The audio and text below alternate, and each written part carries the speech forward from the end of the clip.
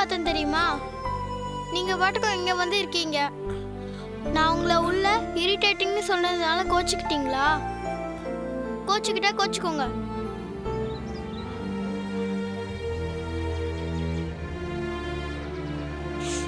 உண்மையா பார்த்தா நான் தான் உங்க மேல கோச்சுக்கணும்.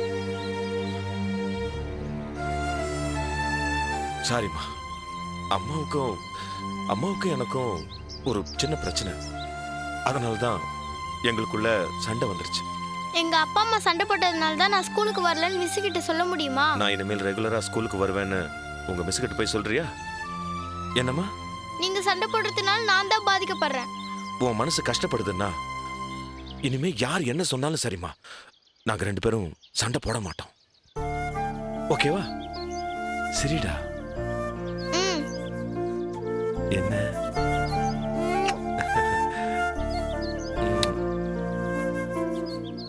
நீங்க இரிட்டேட்டிங் டாடி இல்ல, ஸ்வீட் டாடி. தேங்க் யூடா.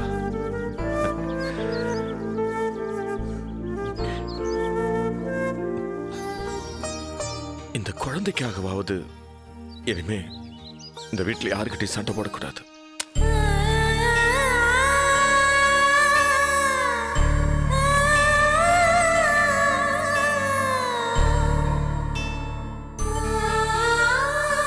ஒவ்வொரு வெள்ளிக்கிழமையும் செவ்வாய்க்கிழமையும் என்ன விளக்கேற்ற சொல்லுவியேம்மா? நானும் நாள் தவறாம விளக்க இங்கே ஏத்திக்கிட்டு தானே வந்தேன். அந்த நன்றிக்காக அந்த தெய்வம் உன்னை பக்கத்திலே கூட்டிக்கிச்சம்மா. சொல்லுமா, சொல்லுமா. சுவாமி எல்லாம் படத்துல இருக்கிற மாதிரியே நீயும் படத்துக்கு போயிட்டியம்மா. பெத்த மகன் உயிரோட இருக்கம்மா. என்னால சொல்ல முடியலம்மா. உனக்கு கட்டின புருஷன் உயிரோட இருந்தாலும் அவனுக்கு உன்னை பத்தி சொல்ல முடியல. அவனால உன்னை பார்க்க முடியல. என் மகன்னு சொல்ல முடியல. அவனுக்கு மனைவியா வந்தவனே உன்னை என் மருமகன்னு சொல்ல முடியலையே.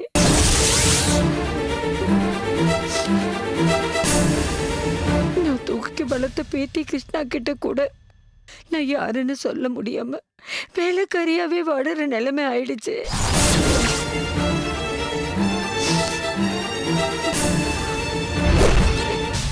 நீ என்கிட்ட வாங்கின சத்தியத்தால உன் வாழ்க்கையும் போயிடுச்சு, என் வாழ்க்கையும் போயிடுச்சு. போனதுதான் போனியே, என்னையும் கூட்டிட்டு போக கூடாதாம்மா. பாவி ஆயிட்டேன்னா.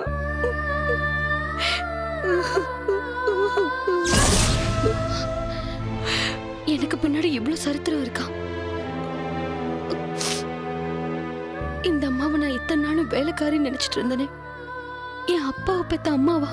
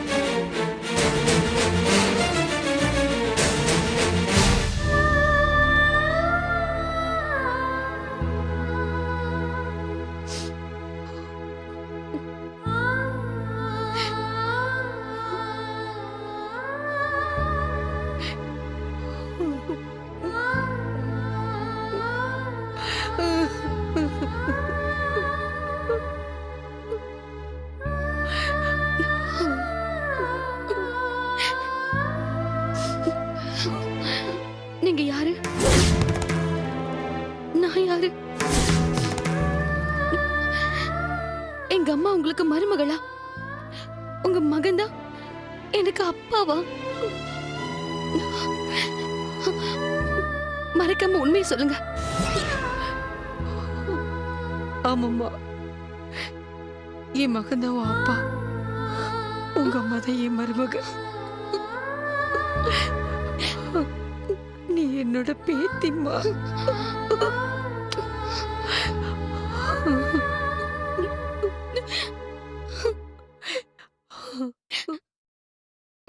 எங்க அப்பா உயிரோட இருக்காரு இல்ல அவரும்? ஐயோ அப்படி சொல்லாதம்மா. அவர் உயிரோட தான் இருக்காரும்மா. அவர் எங்க இருக்காரு? ஜெயில்லம்மா.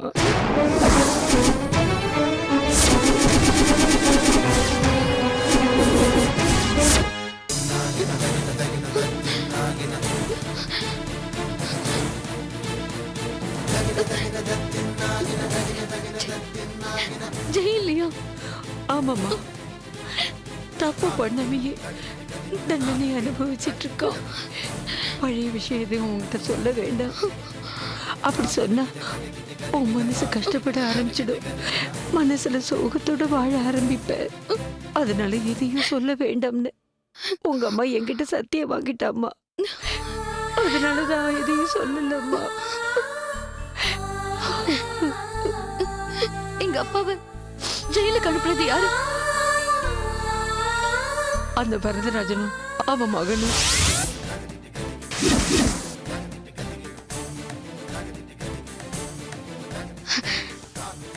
எதுக்காக?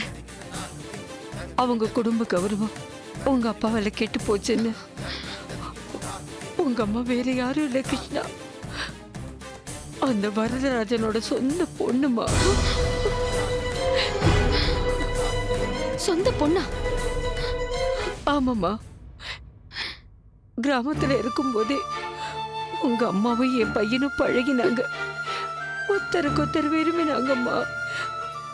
அது வரதராஜனுக்கு பிடிக்கலம்மா.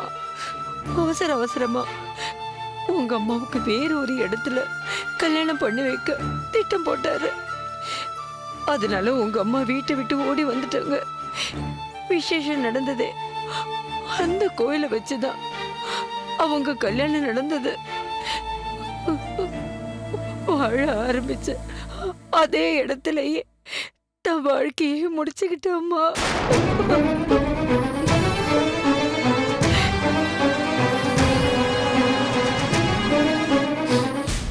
அன்னையிலேந்தே உங்க அப்பாவை பரம எதிரியா பார்க்க ஆரம்பிச்சாங்க. அதோட விளைவுதான் இன்னும் அவன் ஜெயில கஷ்டப்பட்டுட்டு இருக்கான்.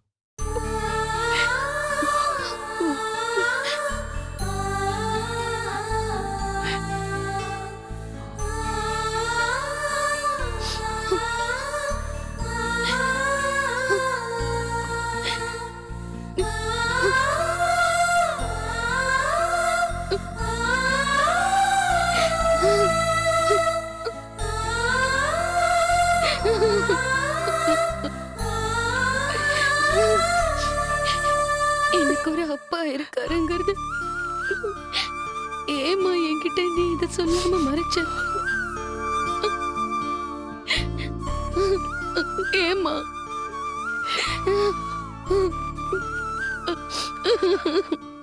கிருஷ்ணா,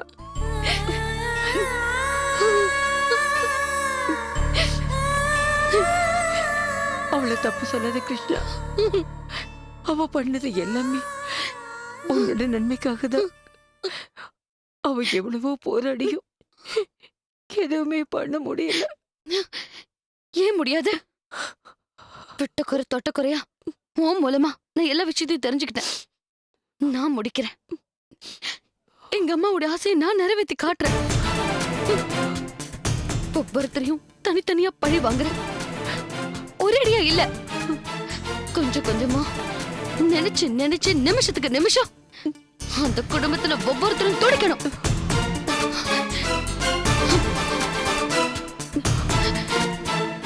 இனிமே பாருமா நான் என்ன பண்றேன்னு. இது உன் மேல சத்தியம்.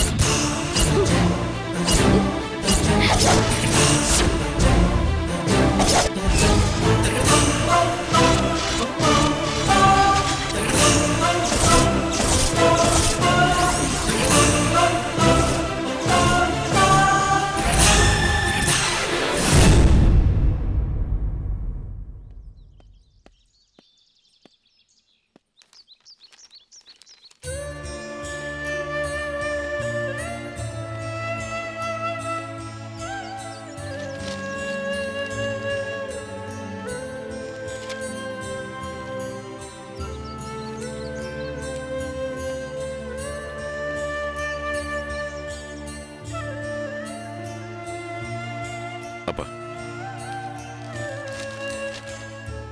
வாடா ராம். ஆமா, என்னாச்சுரா? ஏன் நீ கோவிலுக்கு வரல? பாரதி உனக்கு எவ்வளவு தூரம் ஃபோன் பண்ணாப்பா? நீ ஒரு ஃபோன் கூட அட்டன் பண்ணலையாமே. நீ என்ன அவ்வளோ பிஸியா? வேற ஒரு ப்ராப்ளம்பா, அப்புறமா சொல்றேன். திருவிழா எப்படி போச்சுப்பா? சந்தோஷத்தில் ஆரம்பிச்சு சங்கடத்தில் முடிஞ்சிருச்சுடா. நானும் கேள்விப்பட்டப்பா.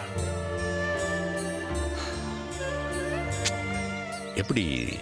தெரியலையேடா, எப்படி பண்ணான்னு சொல்றது. சில பேர் சூசைடுங்கிறாங்க, ஆனால் சில பேர்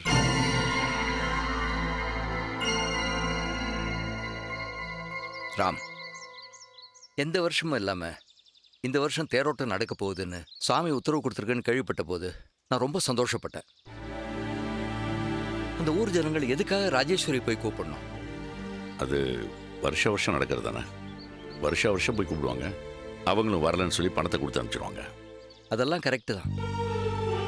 அவள் இந்த தடவை கிராமத்துக்குள்ளே வரும்போதே எப்படியும் பிரச்சனை பண்ணோன்னு தான் வந்திருக்கா. அதோட கோவிலில் முதல் மரியாதை எனக்கு தானாக கிடைச்சத அவளால் தாங்கிக்கவே முடியல. அதனால தான் இப்படி ஒரு விபரீத முடிவு எடுத்துட்டா ராஜேஸ்வரி. ஊருக்கு போய் இறங்கினானிலேருந்து ஏகப்பட்ட பிரச்சனைகள். நம்ம கார்லேயே ராஜேஸ்வரி வந்து இறங்குவான்னு நான் நினைக்கவே இல்லை. அவளை பார்த்தோன்னே எனக்கு ஆத்திரம் பத்திக்கிட்டு இருந்தது. அதனால தான் அவள் வந்த காரையே கொளுத்திட்டு.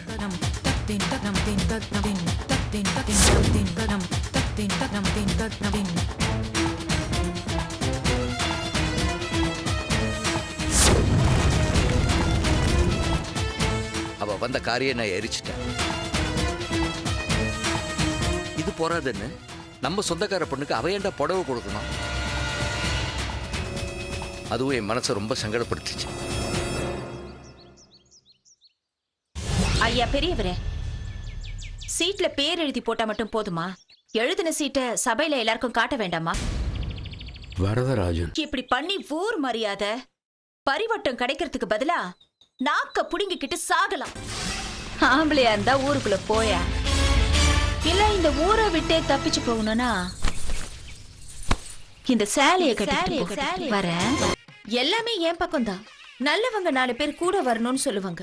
ஆனா உங்களுக்கு 4 பேர் மட்டும் இல்ல, சொந்த பந்தங்கள் கூட யாரையுமே காணும்.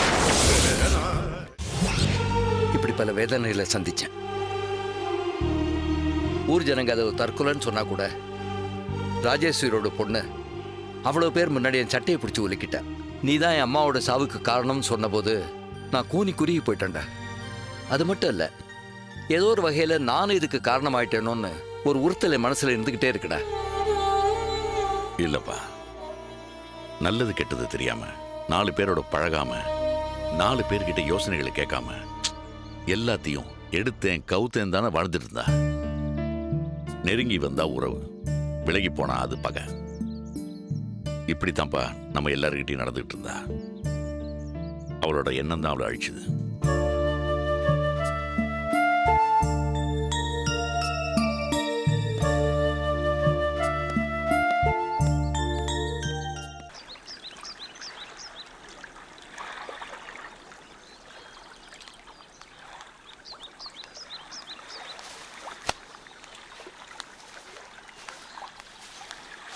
பாத்து கொஞ்சமா ஊத்துங்க. நிறைய ஊத்தி அழுகடிச்சிடாதீங்க. அது சரி.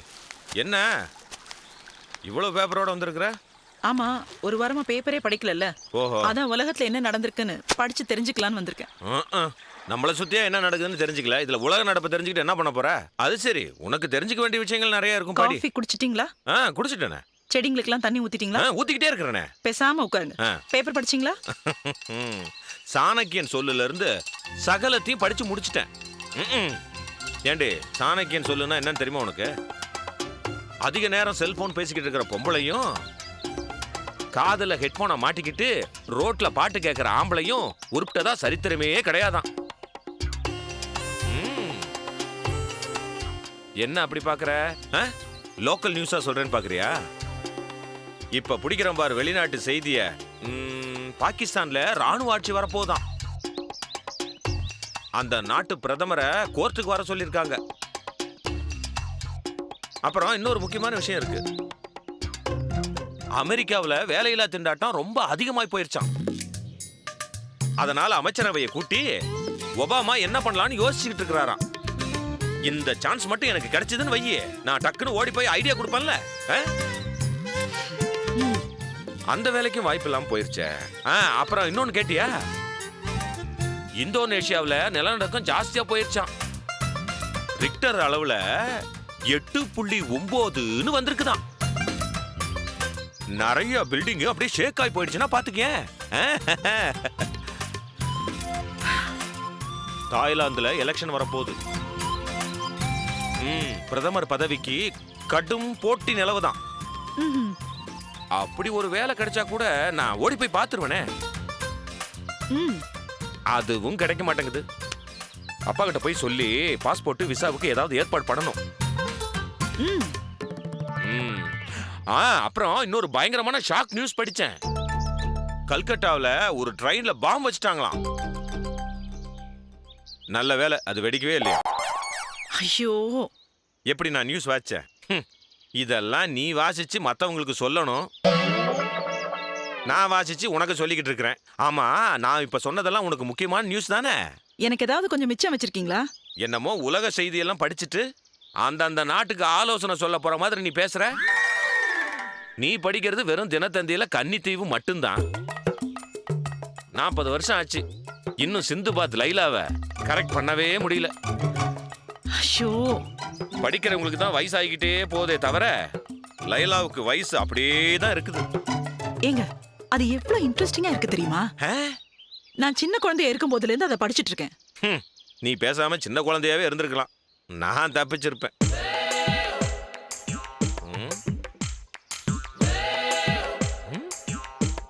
ஆமா, இன்னைக்கு ஏங்க இவ்வளவு சூடா இருக்கீங்க?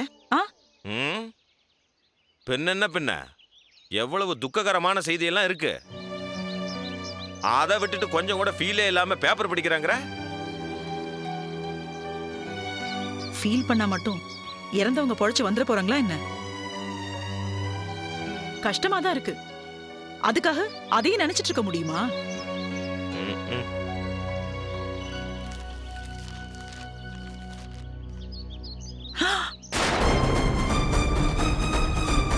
ஐயோ, என்ன என்னங்க இது?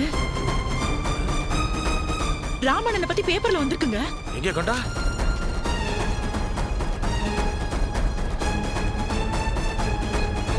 இளம் பெண் தொழிலதிபர் மாயம். அவருடைய நெருங்கிய நண்பருடன் போலீஸ் விசாரணை. கடந்த புதனன்று கொடைக்கானலில் உள்ள ஒரு ஹோட்டல் ஒன்றில் இளம் பெண் தொழிலதிபர் ஸ்ரீமதி அறை எடுத்து தங்கியுள்ளார். அவருடன் ஆர்வி குரூப்பை சேர்ந்த ராமுவும் தங்கியுள்ளார். அடுத்த நாள் காலை ஹோட்டல் மேனேஜர் அறைக்கு சென்று பார்த்தபோது ஸ்ரீமதியை காணவில்லை. அறையில் உள்ள பொருட்கள் அனைத்தும் சிதறி கிடந்தன. அதே நேரம் கொடைக்கானல் மலையிலிருந்து கீழே விழுந்துள்ள காரை போலீசார் கைப்பற்றியுள்ளனர். ஒருவேளை ஸ்ரீமதி கொலை செய்யப்பட்டிருக்கலாமோ என்று அஞ்சப்படுகிறது. இது சம்பந்தமாக அந்த பெண்ணுடன் தங்கியிருந்ததாக கூறப்படும் ராமை போலீசார் விசாரித்து வருகின்றனர். ஐயோ, அண்ணன் இந்த மாதிரி பண்ற ஆள் கிடையாதுங்க. அதானே, எங்கேயோ தப்பு நடந்திருக்குங்க. நான் முதல்ல அண்ணிட்டு போய் இதை காட்டுங்க. காட்டு.